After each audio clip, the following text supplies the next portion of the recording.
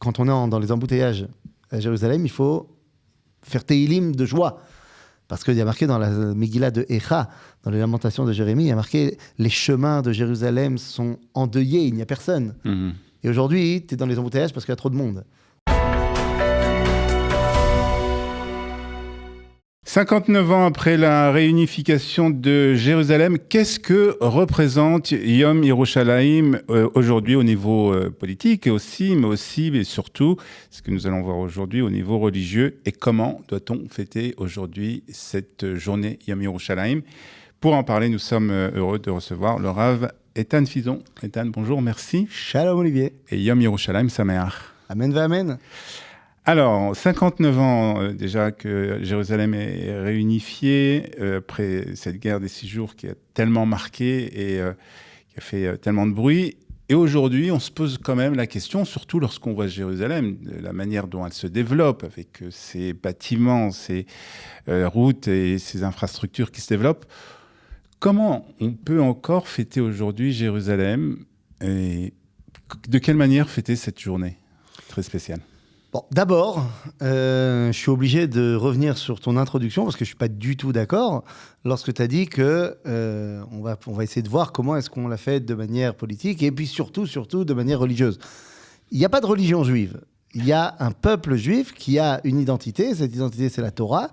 Mais on ne sépare pas l'Église et l'État. D'accord. Donc, il n'y a pas de... Alors, du point de vue spirituel, on va dire. Du point de vue juif.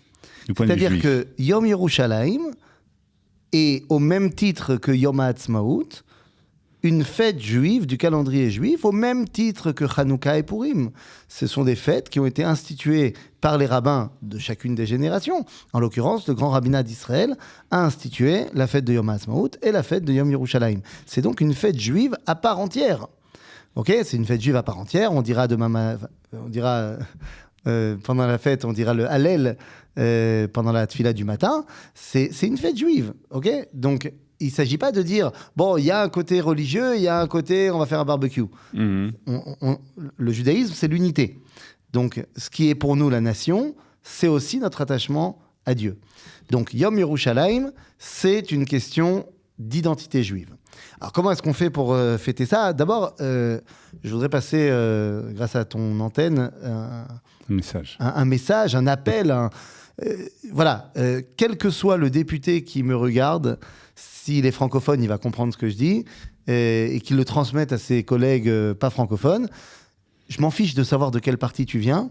Il faut proposer un projet de loi qui va rendre Yom Yerushalayim, le 28 Iyar, férié. Ah, c'est déjà bien ça. C'est la première chose. Pourquoi? Pas parce que j'ai pas envie de travailler, parce que personne ne connaît Yom Yerushalayim quand tu sors de Jérusalem. C'était un peu ma question en fait. C'était ma question de savoir aujourd'hui, c'est vrai qu'on parle de Yom Yerushalayim, alors à Jérusalem on le sent un peu plus, mais si on sort de Jérusalem aujourd'hui, si on va dans d'autres villes, Tel Aviv, Haïfa et d'autres villes, Netanya, je me demande de quelle manière on ressent cette journée. D'aucune manière, à mon avis, la majorité, à part dans les communautés sionistes religieuses, peut-être qu'ils vont en parler, mais sinon personne ne le sait. D'abord, il y en a plein qui s'en fichent, et d'autres, ils s'en fichent parce qu'ils ne le savent même pas. Donc si au moins la journée était fériée, au moins on se demanderait, mais pourquoi c'est férié? Ah bah tiens, Yom Yerushalayim. Première étape, et je pense que le marché du travail israélien s'en remettra s'il y a une journée fériée le 28 Iyar. Donc premièrement, maintenant, pourquoi c'est tellement important? Yerushalayim, c'est un vrai paradoxe. C'est un vrai paradoxe parce que c'est ce qui a maintenu la cohésion du peuple juif pendant 2000 ans. Ce qui a maintenu le fait qu'on est resté un peuple alors que toi, tes ancêtres viennent de là-bas et les miens de là-bas, c'est parce qu'on disait l'an prochain à Jérusalem. C'est parce qu'il y avait cet espoir, ce rêve qu'un jour on reviendra dans cette Yerushalayim, Shel Zahav, Shel Nechoshet, Shel Or. Et le problème, c'est qu'on est revenu à Jérusalem. Et le rêve est devenu réalité. Et le problème, c'est que... presque 60 ans après, on a l'impression que c'est déjà un fait acquis et que voilà, on n'a plus d'efforts à faire. On ne rêve plus. On ne rêve plus. Donc, alors, comment on fait pour rêver? Alors, comment on fait pour rêver? D'abord, on va se rappeler 2 petites secondes, si tu veux bien, quelle est l'origine de cette fête. Alors, tu vas me dire, oui, je sais, c'est le jour où pendant la guerre des 6 jours, nos soldats ont réussi à libérer Jérusalem. Nachon, exactement, sauf que cette date-là du 28 Iyar, tu n'es pas sans savoir qu'au fur et à mesure de l'histoire, il y a eu des événements qui se sont passés. À chaque fois, le 28 Iyar. En l'occurrence, près de 80 ans avant la guerre des 6 jours, il y avait une famille à Jérusalem qui fêtait le 28 Iyar. Déjà. Ouais. Elle s'appelait la famille du Rav Kook. Pourquoi ? Parce que le 28 Iyar, c'est le jour où le Rav Kook est arrivé en Israël. Ouais. Et donc, il a dit, comme le Rambam l'a enseigné dans la Halakha, que le jour où tu fais ton Aliyah, tu dois en faire un jour de fête pour toute ta famille, pour toutes les générations. J'espère que tu te rappelles du jour de ton Aliyah. Tout à fait. Eh ben, il faut en faire un jour de fête. Tes enfants, ils doivent le savoir. Et maintenant, tes petits-enfants, ils doivent le savoir. C'est un jour où la famille Granélique, même si elle ne s'appelle plus Granélique parce que mes fils sont mariés, eh ben, on en fait un jour de fête. C'est chachouv. Donc, OK. Mais avant le Rav Kook, il y avait déjà, pendant des centaines d'années, des gens qui marquaient cette journée de manière très importante, puisque c'était la Iloula de Shmuel Hanavi, du prophète Samuel. D'accord. La Iloula.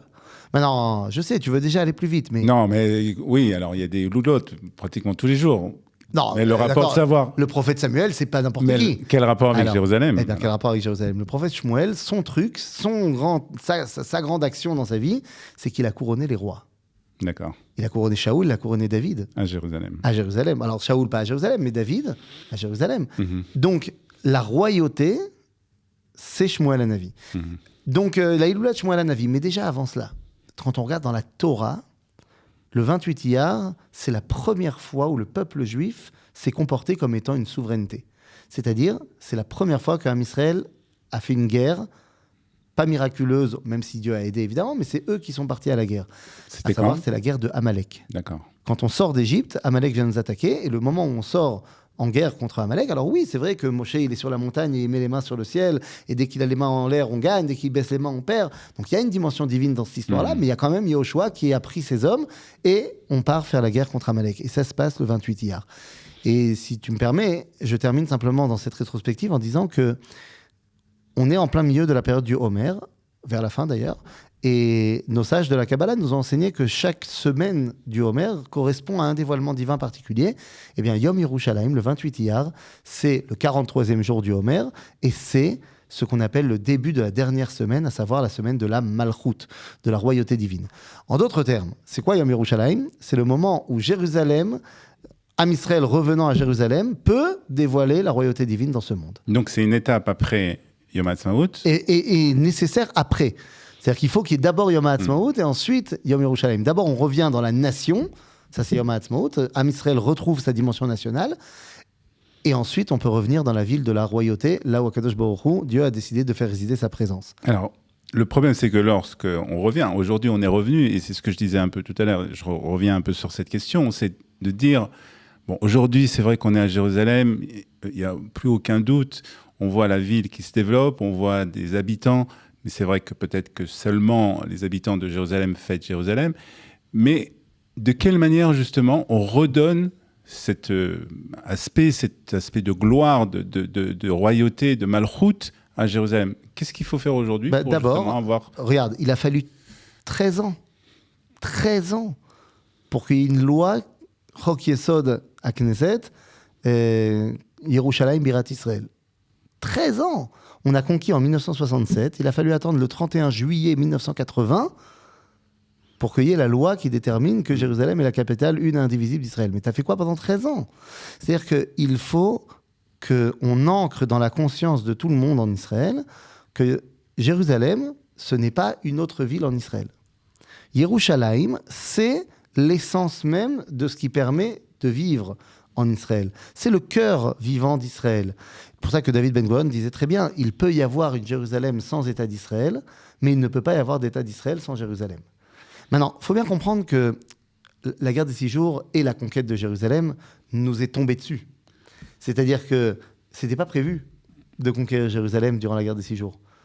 Quand on a commencé cette guerre, on voulait surtout pas que les Jordaniens rentrent en guerre, et on voulait surtout pas rentrer à Jérusalem. Les Jordaniens finalement sont rentrés en guerre, mais on voulait toujours pas rentrer à Jérusalem.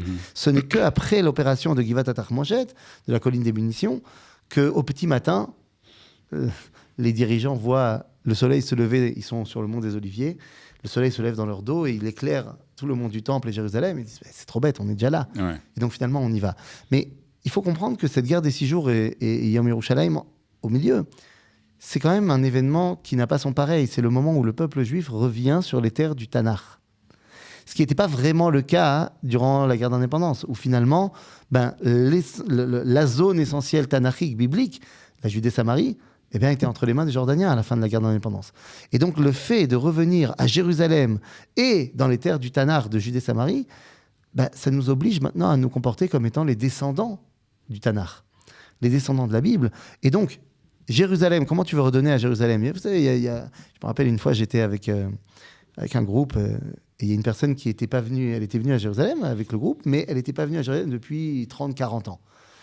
Et donc on arrive et elle voit le nouveau... Ça faisait quelques années qu'il y a eu le pont du tramway, machin. Ouais.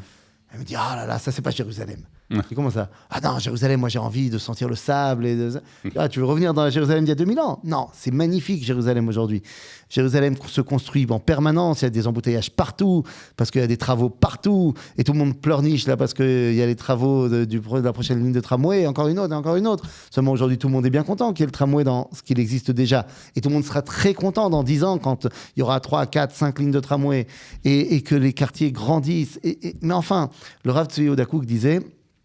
Et quand on est dans les embouteillages à Jérusalem, il faut faire Tehilim de joie. Parce qu'il y a marqué dans la Megillah de Echa, dans les Lamentations de Jérémie, il y a marqué « Les chemins de Jérusalem sont endeuillés, il n'y a personne. Et aujourd'hui, tu es dans les embouteillages parce qu'il y a trop de monde.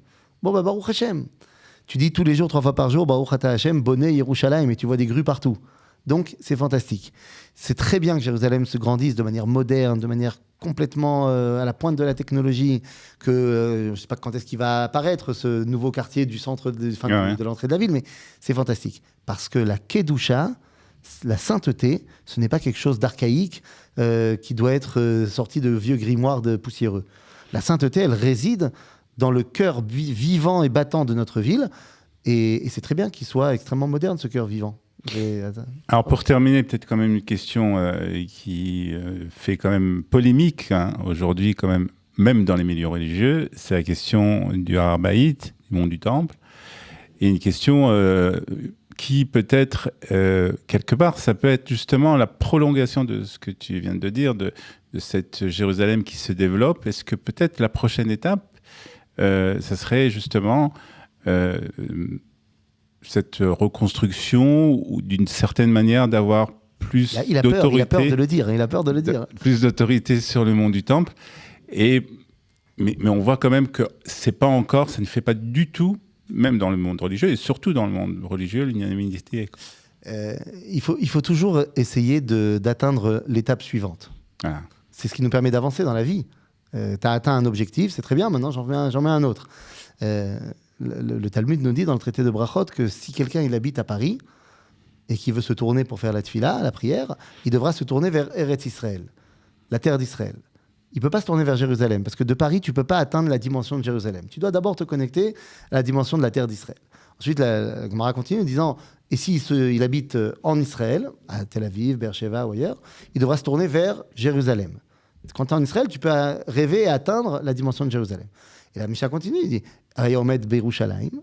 Et si tu es à Jérusalem, tu dois te tourner vers le mont du Temple. Et si tu es sur le mont du Temple, vers l'endroit du Misbéach. Et ensuite vers le Kodesh HaKodashim. C'est-à-dire qu'il faut toujours rêver et se tourner vers l'étape d'après. Baruch Hashem, ça fait 59 ans qu'on est revenu à Jérusalem et qu'on a dit cette phrase le mont du Temple est entre nos mains. Il est évident que maintenant que Jérusalem, comme tu as dit, c'est établi, et il faut la faire développer, la faire grandir, ce que tu veux, mais c'est établi. Il faut tourner maintenant le regard vers l'étape d'après, vers la montagne d'Akadosh Baruch Hu, le mont du Temple. Et je ne parle pas encore forcément de reconstruire le Beth Amikdash, c'est l'étape encore après. Mais là, il faut bien comprendre qu'on est arrivé à l'étape mont du Temple. Et qu'est-ce que ça veut dire, cette étape mont du Temple ? Tu dis, il faut avoir plus de souveraineté, plus de machin, plus de trucs. D'abord, il y a une réalité. La réalité, c'est qu'aujourd'hui, la souveraineté sur le mont du Temple, c'est Israël. Elle existe. Les seuls qui font la loi sur le mont du Temple, c'est la police israélienne. Donc en fait, le problème, il n'est pas de savoir est-ce qu'on est souverain ou pas sur le mont du Temple. La question est de savoir est-ce qu'on a envie de les mamèches, de réaliser cette souveraineté, de la concrétiser ou pas. Mais elle est là. Après, la question est de savoir est-ce qu'il faut éduquer les gens à mettre ça au cœur de tout. Tu sais, ce qui a permis à Jérusalem d'être notre boussole pendant 2000 ans, c'est qu'on a mis en place des décrets et des agissements qui vont mettre Jérusalem dans le cœur de tout le monde. Le fait qu'on brise un verre au mariage, le fait qu'on laisse un morceau de mur pas fini. Moi, j'ai envie de te poser une question personnelle. Et tu n'es pas obligé de répondre. Moi, oui. Moi, j'ai. Mais tu sais, tous nos soldats qui sont revenus de la guerre à Gaza, ils ont témoigné que dans toutes les maisons où ils ont été des membres du Hamas, il y avait partout un poster, un drapeau, un tableau de Al-Aqsa, du mont du Temple, avec le fameux dôme doré. Dis-moi, chez toi, il y a dans le salon un grand tableau du Beth Amikdash, du mont du Temple? C'est ça la question. C'est ça la question. Tu veux commencer à remettre ça dans la tête de tout le monde, que ça devienne quelque chose de vivant et on a envie de ça, il faut un peu éduquer les gens. Et c'est vrai dans le monde religieux. Dans le monde religieux, quand tu es à la yeshiva et que tu étudies les lois sur le Shabbat, c'est très bien d'étudier les lois sur le Shabbat, mais pourquoi est-ce qu'on n'étudie pas les lois sur le temple? Pourquoi alors, peut-être parce que pendant 2000 ans, c'était inaccessible. Et alors? Alors, ok, on ne revient pas sur le passé. Le passé, il est le passé. Maintenant, on est là. Et l'étape d'après, c'est ça. Donc, il faut parler de ça. Il faut étudier le sujet. Parce qu'aujourd'hui, tout le monde te dit, n'importe quel religieux va te dire, non, mais on n'a pas le droit d'aller là-bas, c'est interdit au niveau halachique. Ce n'est pas du tout interdit au niveau halachique. Il y a des endroits où c'est interdit au niveau halachique d'aller sur le mont du Temple, mais il y a plein d'endroits dans le mont du Temple où la halakha ne l'interdit pas. Pourtant, la rabbanoute l'interdit à l'entrée. Il y a une pancarte. La pancarte l'interdit à l'entrée. Il n'y a pas eu de psak, de décision officielle du conseil du grand rabbinat d'Israël. Vous savez, le grand rabbinat d'Israël, c'est pas monsieur le grand rabbin. Il y a un conseil qui s'appelle le grand rabbinat d'Israël qui doit prendre des décisions. Donc il n'y a jamais eu d'interdiction officielle du conseil de le grand rabbinat d'Israël. Il y a plein, et la majorité des grands rabbins d'Israël qui l'ont interdit, qui disaient, eux, on n'a pas le droit d'y aller. Mais d'un autre côté, il y a d'autres grands rabbins d'Israël qui l'ont permis. Le Rav Goren, par exemple, évidemment, qui l'a permis. Mais tu sais, par exemple, le Rav Mordechai Eliyahu avait demandé au grand rabbinat d'Israël, quand il était lui-même Rishon LeZion, de construire une synagogue sur le mont du Temple aux endroits permis. Disant que le problème, c'est qu'on ne peut pas... C'était à l'époque, je te parle de l'époque des années 2000, où il disait on ne peut pas vérifier où les gens vont aller, donc c'est dangereux parce qu'ils peuvent aller dans des endroits qui sont interdits. Mais si on construit une synagogue à l'endroit où c'est permis et qu'on dit qu'il faut aller au mikvé avant d'aller à la synagogue, c'est génial, comme ça les gens ils viendront à l'endroit le plus important du monde, mais de manière cachère. Donc ça veut bien dire qu'il disait qu'il y a des endroits où c'est cachère. Bekitsour, il faut ramener ça au centre des études, du débat, des cœurs. Il faut que ça soit maintenant le cœur du problème. Et si les gens... Il n'y a rien de pire que l'indifférence. Rien de pire. À la limite, fais des manifestations pour dire que c'est assourd de monter sur le mont du Temple. Au moins, ça veut dire que c'est vivant chez toi. Mais la majorité des gens, comme on a dit, à Tel Aviv, à Haïfa, ils savent pas ce que c'est Yom Yerushalayim. La majorité des gens, ils se posent même pas la question de savoir le mont du Temple, le Beth Amikdash, tout ça.